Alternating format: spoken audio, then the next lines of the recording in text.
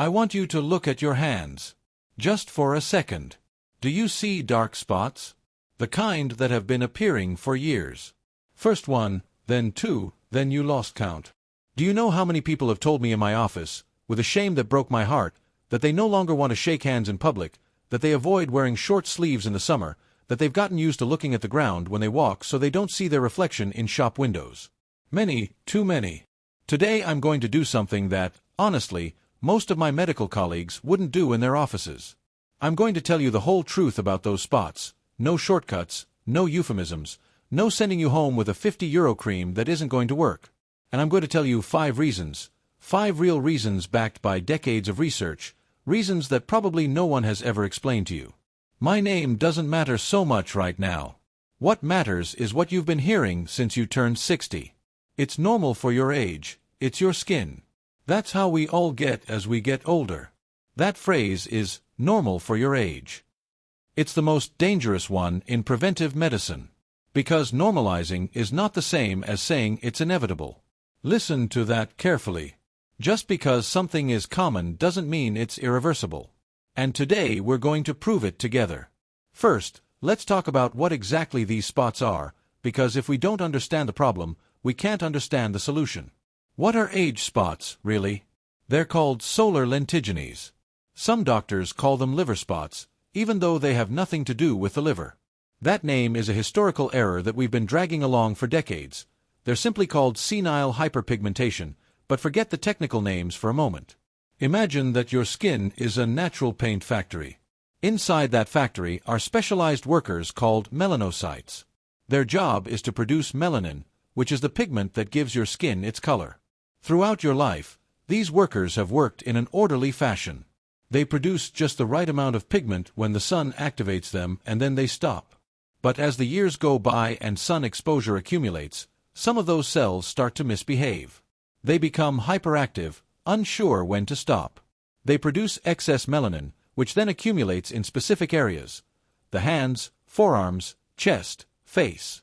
The visible result is those brown or beige spots that appear in areas that have received the most sun throughout your life.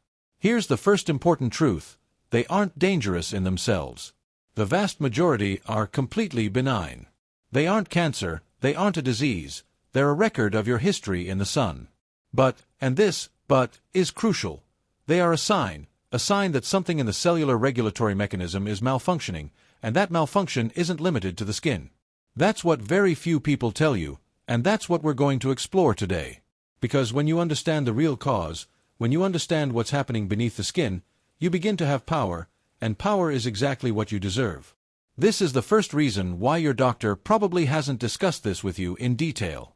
The problem isn't just in the skin, it's oxidative stress. Let me explain with a simple image. Have you ever cut an apple and left it out in the open air? In just a few minutes, it turns brown. That process is called oxidation. Oxygen reacts with the tissues and damages them. Something very similar happens in your body.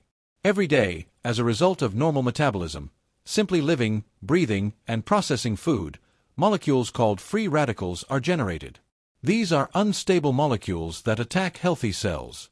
When you're young, your body has a very efficient antioxidant defense system that neutralizes them quickly, and the damage is repaired almost in real time.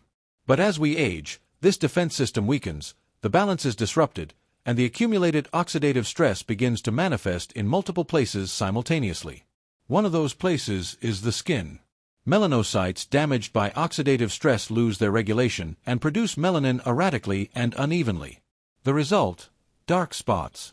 But at the same time, that same oxidative stress is affecting the arteries, the mitochondria of cells, DNA, reason 1, oxidative stress, the hidden engine, and the immune system.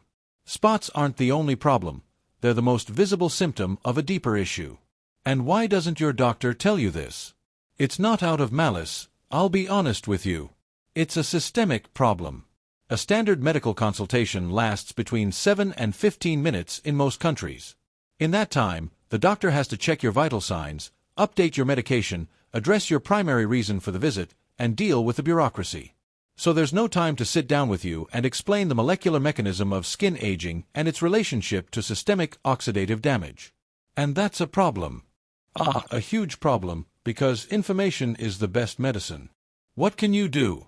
Antioxidants are your first line of natural defense.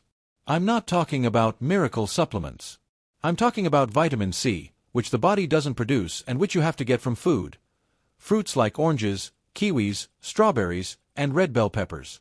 I'm talking about vitamin E, present in extra virgin olive oil, nuts, and avocados, and I'm talking about polyphenol, compounds found in green tea, blueberries, and pure cocoa. This isn't just talk.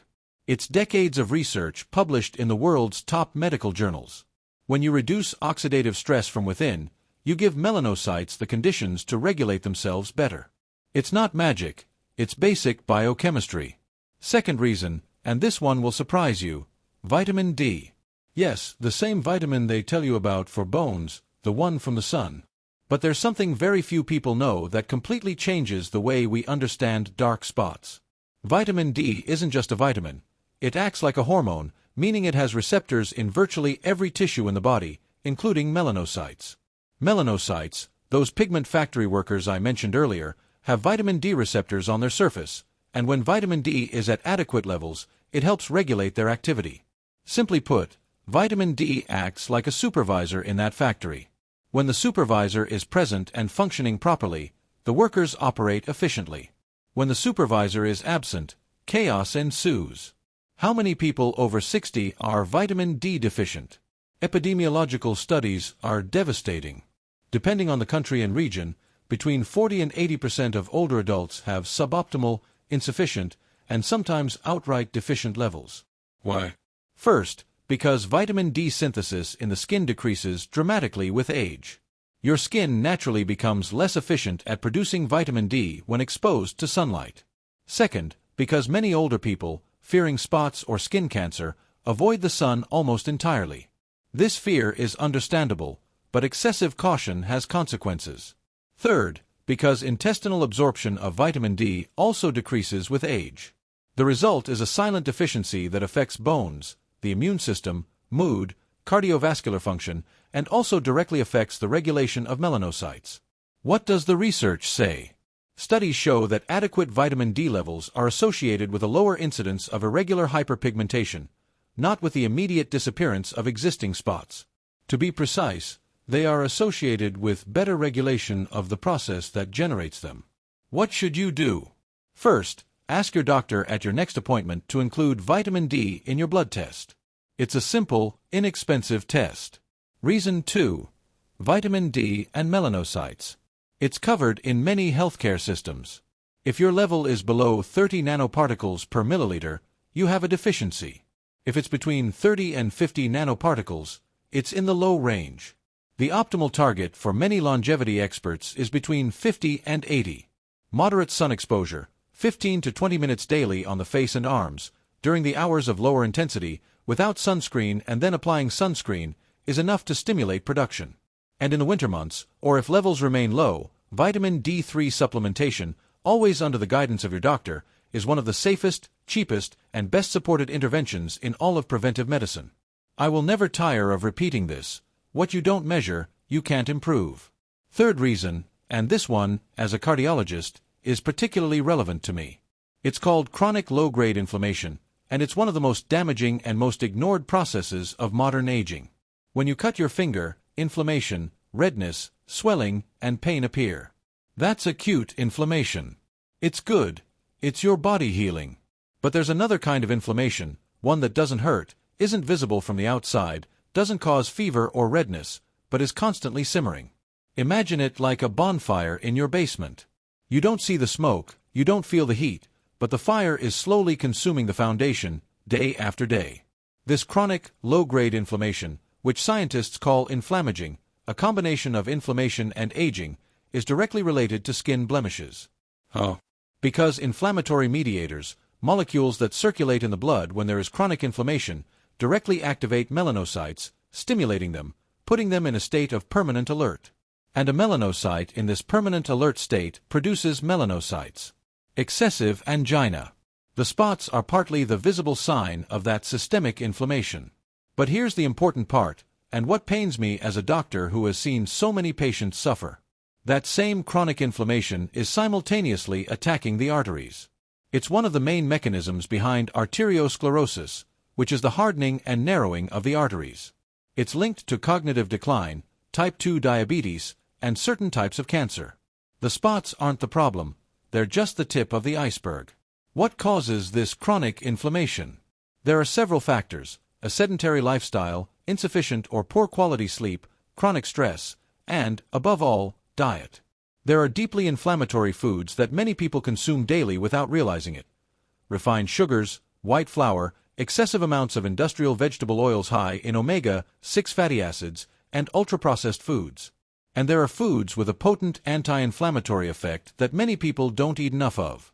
Extra virgin olive oil, oily fish rich in omega-3 fatty acids, sardines, mackerel, wild salmon, dark leafy green vegetables, spices like turmeric and ginger, and berries. I'm not asking you to go on a radical diet.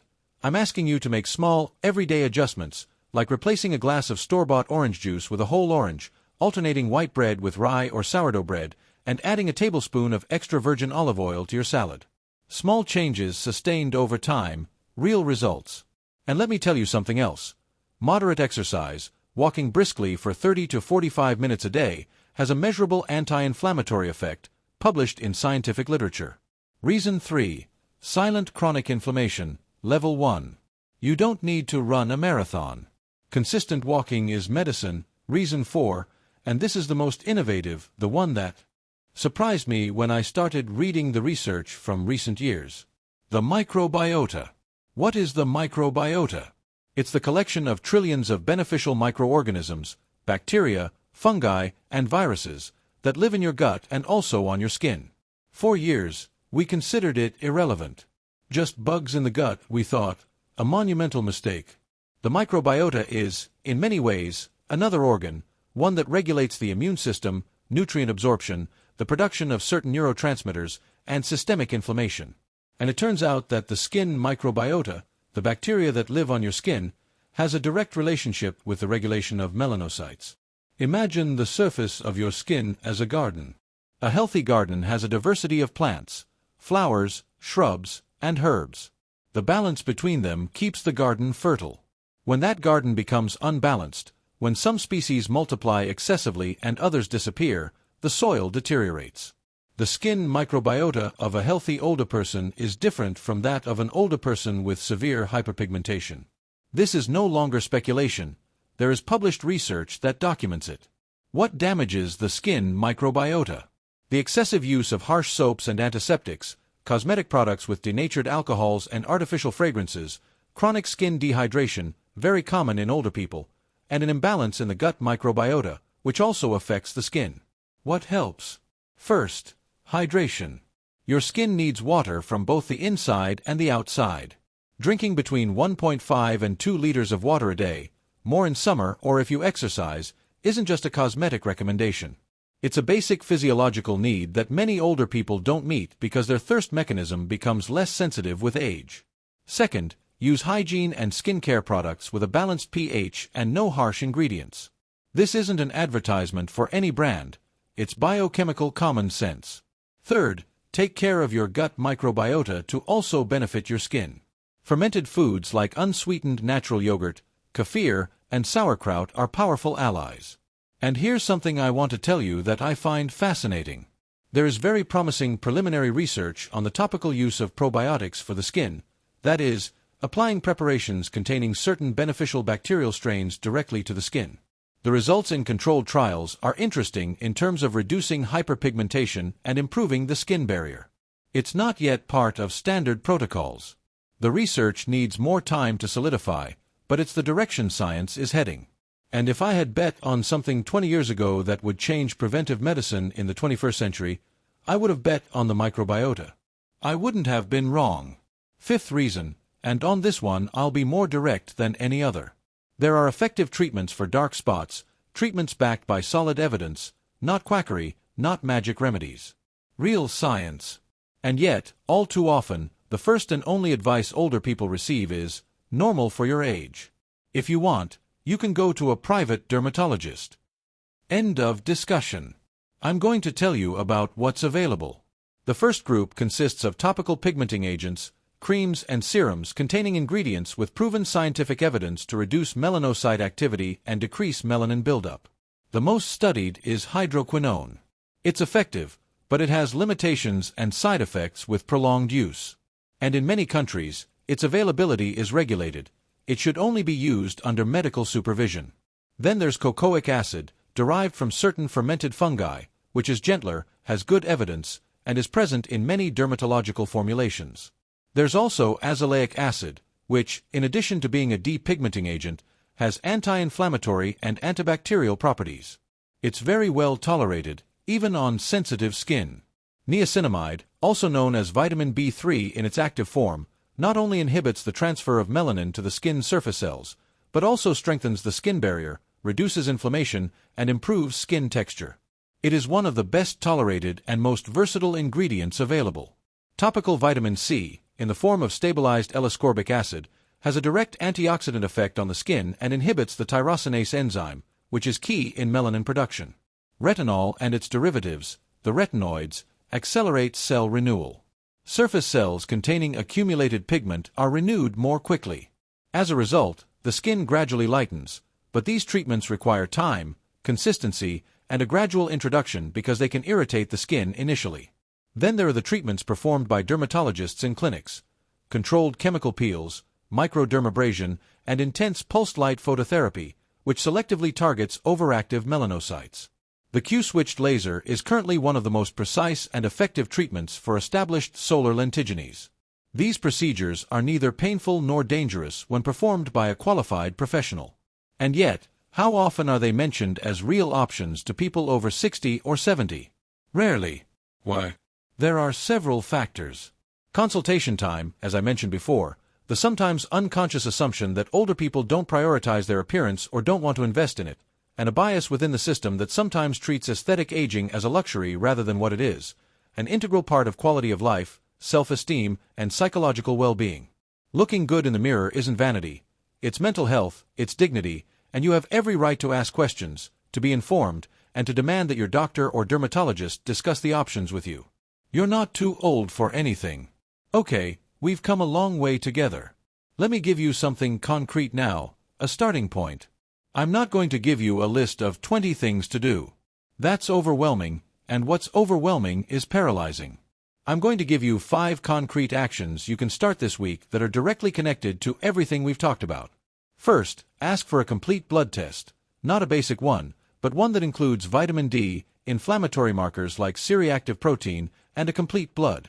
It starts from day 1, and that matters. I want to end by telling you something that isn't medical, but human. You've spent decades taking care of others, your family, your work, your home. Decades in which your own needs were often last on the list. And now, when you look at those spots in the mirror, perhaps the voice you hear in your head isn't kind. Perhaps you tell yourself, "What can you do?" Or, "I'm too old for this." I want you to know that that voice is lying. There's no age at which you stop deserving attention, stop deserving care. You deserve information. Science is on your side. The mechanisms that cause those spots are understandable and largely modifiable. Not in 100% of cases, not miraculously, not overnight. But something can be done, a lot can be done.